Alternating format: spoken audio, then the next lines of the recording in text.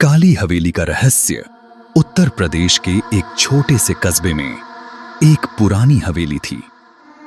काली हवेली। लोग कहते थे कि वहां रात को अजीब सी आवाजें आती हैं और जो भी अंदर गया कभी लौट कर नहीं आया। रवि, एक युवा पत्रकार, इन अफवाहों की सच्चाई जानना चाहता था।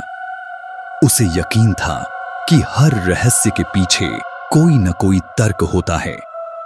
एक दिन कैमरा और टॉर्च लेकर वह हवेली की ओर निकल पड़ा। हवेली के दरवाजे पर जंग लगे ताले थे, लेकिन एक खिड़की खुली थी। रवि अंदर घुसा। दीवारों पर धूल जमी थी और फर्श पर पुराने अखबार बिखरे पड़े थे। अचानक उसे एक कोने में एक पुरानी डायरी मिली। राजा साहब की निजी डायरी। रवि ने पढ़ना शुरू किया।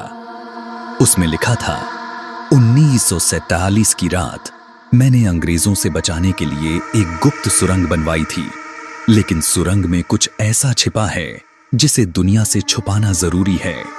रवि चौंक गया।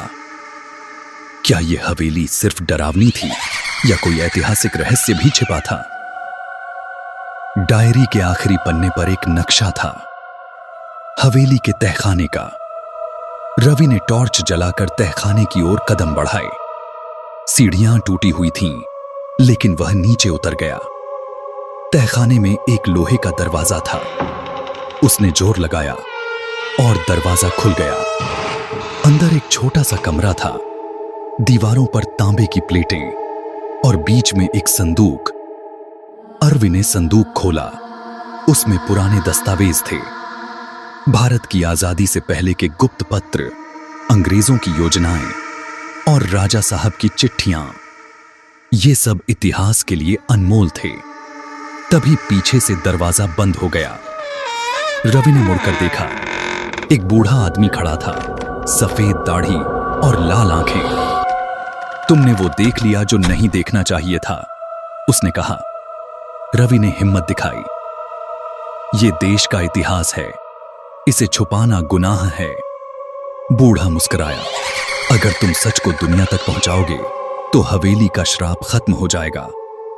अगले दिन रवि ने अखबार में पूरी कहानी छाप दी। काली हवेली अब एक ऐतिहासिक स्थल बन गई थी।